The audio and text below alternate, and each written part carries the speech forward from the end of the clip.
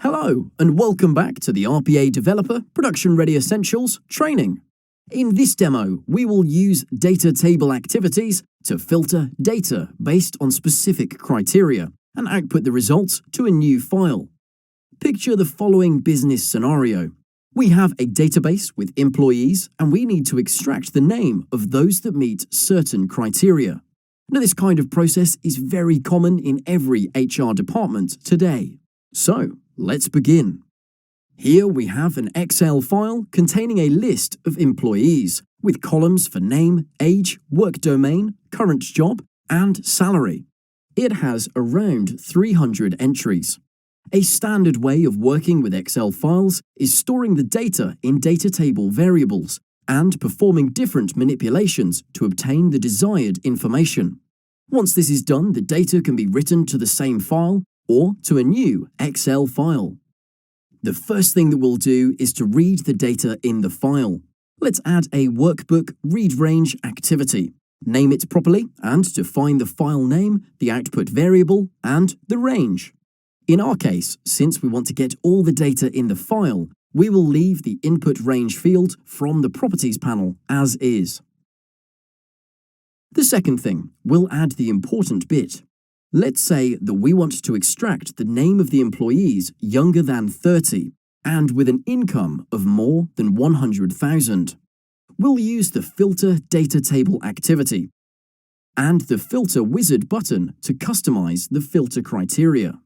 First, we need to provide the input data table. Second, we need an output data table. Now, since we don't want to create a different data table with the filtered results, we can enter the same variable. Let's use the keep option and specify the column that we want to filter. Age is one of them, and we'll type its name in the name column and then choose an operation. Now, the age should be less than 30, and that demands the less than operator, and set the value to 30.00. Now, it's important to keep in mind that it's mandatory to add the 0.00 after 30. Otherwise, filtering will fail. Now, we need to add the condition related to the income. We'll simply click the plus button next to the value and add a new condition is displayed below. Note the and before the condition. Now, it's crucial because we want to add this filter criterion apart from the other one. However, if we click on and, we'll see it changes to or. Now, that's useful if we want to filter the data according to multiple conditions, not necessarily true at the same time. For instance, we might want to find everyone who is under 30 or earns over 100,000 a year. But for now, let's click or to switch back to and then enter income. Now, this time, we want to identify everyone who earns more than 100K. Obviously, we need to choose the greater than operator and then type the value input of 100,000.00. Note that all numeric data read from the Excel through the read range operation is interpreted by UiPath as double. So the values used for comparison in the filter wizard for these columns should always be formatted accordingly, like we did in this example. Now let's click the Output Columns tab. Here we can enter the specific columns to be processed. We are aiming at all of them, so we'll just leave this tab as it is. Let's click OK to close the tab. Now let's see how we could save all of it into a data table with a different format. We'll add a Build Data Table activity right after Filter Data Table. We'll use it to store the filtered data table. Inside Build Data Table, we'll delete the existing columns and create 3 new ones. Name,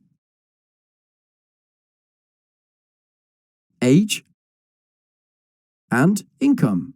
We just need to give this new data table a name. Let's say Achievers DT.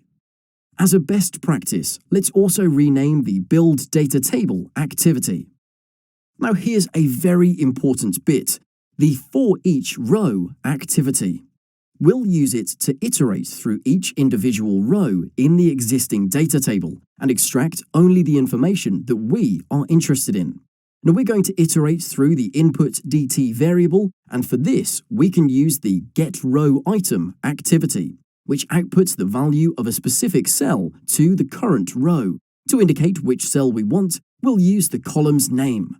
Using the name is usually more reliable, since it doesn't need to be modified if other columns are added or removed.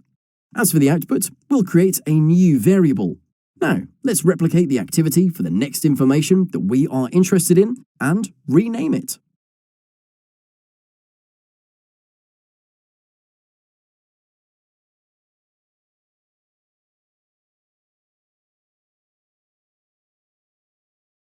Besides the getRow item, we can also use the assign activity for the same purpose of extracting the information in a certain cell.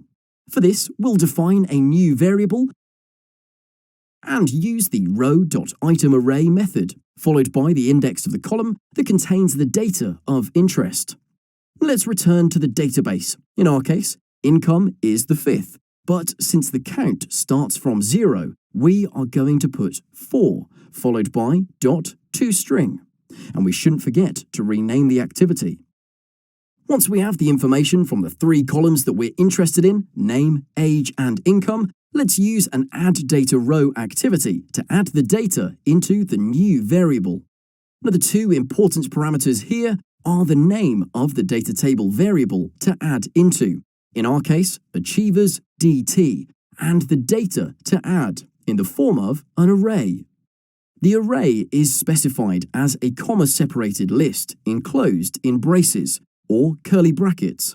So now, for each row in the file, the program will read the name, age, and income, and it will add the data to the empty data table created earlier. And that's it. We'll save the data table into a new file with an Excel application scope, specifying the output file and a write range, where we specify the Achievers DT variable and select the Add Header options. And here's our results file with the filtered results. Thank you for watching. Until next time, happy automation!